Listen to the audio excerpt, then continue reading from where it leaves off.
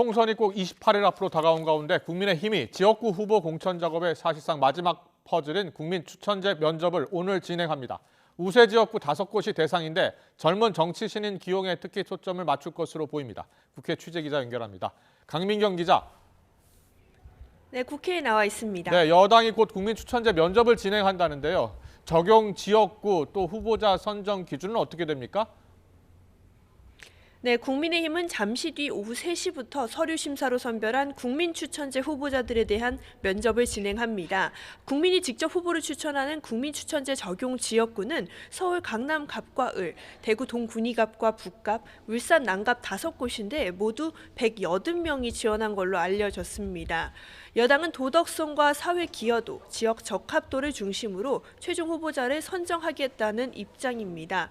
이 지역 현역 의원도 지원은 가능하지만 심사 과정에서 걸러질 가능성이 커 보입니다. 현재 242곳의 대진표를 완성한 국민의힘이 비례대표와 국민추천제 지역에는 정치 신인을 기용하겠다라는 구상을 여러 차례 밝혔기 때문입니다. 장동혁 사무총장의 설명 들어보시겠습니다. 청년이나 여성에 대한 배려가 부족하다. 그런 시각이 있고 또 저희들도 그 부분에 대해서는 공감하는 부분이 있기 때문에 비례에서 보완할 수 있도록 노력을 하겠습니다. 5.18 광주 민주화운동 폄훼 발언으로 논란이 됐던 대구 중남구 도태우 후보의 공천을 어제 경론 끝에 유지하기로 한 만큼 중도 외연 확장을 더 염두에 둘 수밖에 없다는 해석이 나옵니다. 이런 가운데 국민의힘은 조금 전 윤리위원회를 열고 국민의 미래에 배치할 비례대표 현역 의원 제명 절차를 진행하고 있습니다. 지역구 투표처럼 비례대표 후보도 두 번째 순번을 바라고 있는 만큼 현재 6석인 녹색정의당보다 조금 많은 의원이 당적을 옮길 걸로 보입니다. 당 안팎에선 7명에서 8명이 될 거란 관측이 나옵니다. 격전지를 돌고 있는 한동훈 비대위원장은 어제 선대위를 띄운 뒤 오늘은 별다른 일정을 잡지 않았는데요. 선거 전략을 구상하는 데 집중하는 걸로 보입니다. 민주당 상황도 짚어보겠습니다. 비명계 의원들의 탈락이 잇따르고 있는데요. 오늘 친문 핵심 전해철 의원의 경선 결과가 나오죠? 그렇습니다. 이른바 비명 속가내기 논란이 끊이질 않는 민주당은 오늘 밤 지역구 17곳의 경선 결과를 발표합니다.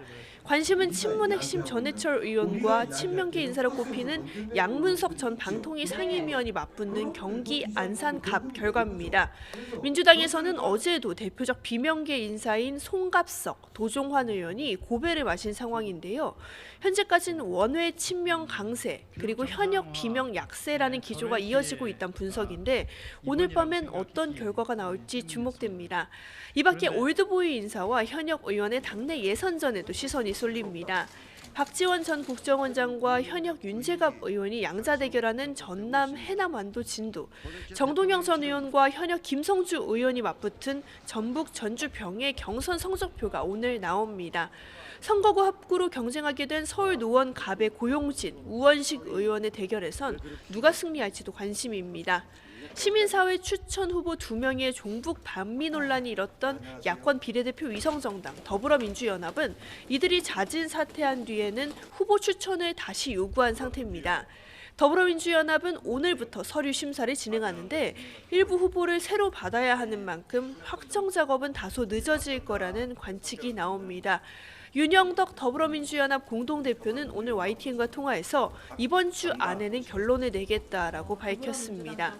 어제 이해찬 상임고문, 김부겸 전 총리가 가세한 통합선대위를 띄운 민주당 지도부는 오늘 아침 회의에서는 정권 심판론을 특히 강조했는데요. 직접 들어보시겠습니다.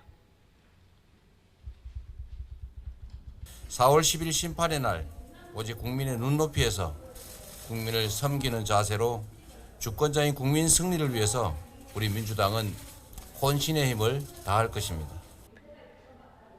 이재명 대표는 오늘 여당의 나경원 후보가 나선 서울 동작을에 이어 용산을 찾아가며 서울 최대 격전지인 한강 벨트를 공략합니다. 지금까지 국회에서 YTN 강민경입니다.